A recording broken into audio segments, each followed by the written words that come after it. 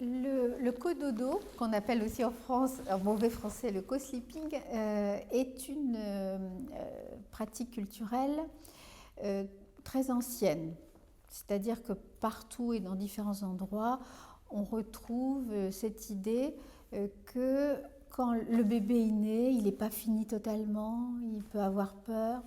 La nuit, il y a des choses qui peuvent l'effrayer. Il a besoin de soins, de chaleur. On a besoin de le surveiller, on peut avoir peur pour lui, etc.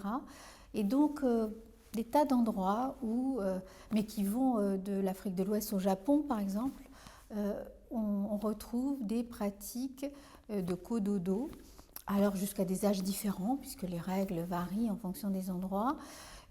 Alors parfois, c'est jusqu'au moment où il parle, donc parfois, donc c'est assez tard, enfin, il parle vraiment bien, mais ça peut être aussi jusqu'au moment où il marche, par exemple. On considère à partir du moment où il marche, à ce moment-là, il a une sorte d'autonomie et qu'il peut aussi être autonome la nuit.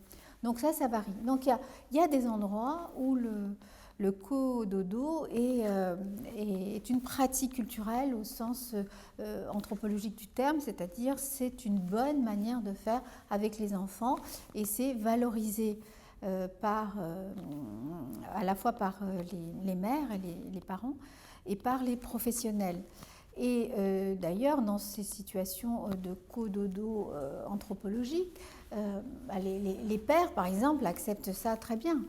Ça paraît être quelque chose de possible. Et il y a des stratégies, bien sûr, pour se retrouver, mais il y a vraiment cette idée que l'enfant, il est né pas tout à fait fini, et donc il faut dormir avec lui, ne pas le laisser en particulier la nuit.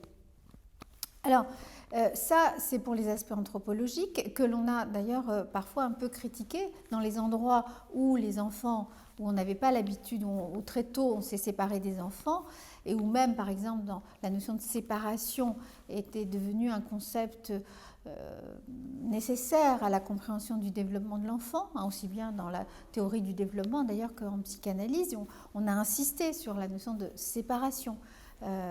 Et du fait que le monde des parents et la sexualité des parents d'une part, et puis le monde des enfants et leur propre sexualité à eux devaient être au fond assez tôt séparés. Et donc on avait du mal à comprendre pourquoi dans certains endroits ça posait aucun problème que les bébés et que les enfants, et ensuite les bébés devenus enfants d'ailleurs, dorment avec leurs parents.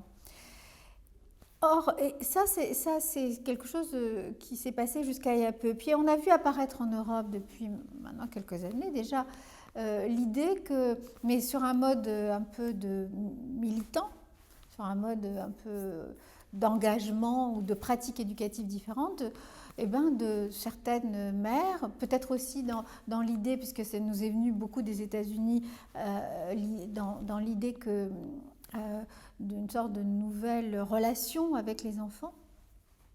L'idée donc peut-être que les enfants ils avaient besoin de nous la nuit, que peut-être qu'on pouvait dormir avec eux sans que ce soit incestueux, sans que ce soit pathologique, mais au contraire que ce soit une manière de les protéger et de les rassurer la nuit.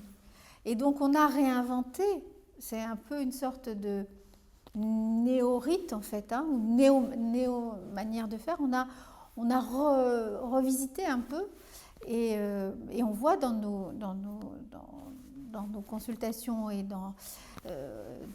autour de la maternité des mamans qui revendiquent de manière très juste d'ailleurs, c'est vraiment quelque chose qu'elles se sont appropriées en tous les cas, le cododo et à ce moment-là en général ça a du sens, quoi. C'est quelque chose qui a du sens.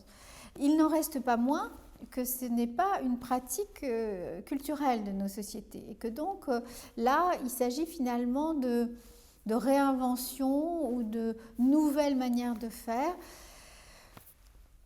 qui, je pense que le monde de la puériculture a toujours été comme ça en réalité, c'est-à-dire que à la fois on est riche des normes, les bébés doivent avoir ça, on doit les coucher sur le dos, on doit les coucher sur le côté, on doit les coucher sur le ventre et puis ça change. Les historiens de la puériculture montrent ça très bien, mais on n'en a pas conscience évidemment à un moment donné. Et puis, donc on réinvente des manières de faire. Lorsque c'est quelque chose qui est une sorte d'organisation familiale avec une sorte de revendiquer finalement des manières différentes de faire, en général tout ça se passe très bien. On n'est pas dans l'ordre de la pathologie. Alors après, la pathologie, elle existe toujours. On peut parfois faire des choses comme ça pour des mauvaises raisons. C'est rare. Dans mon expérience, c'est très rare.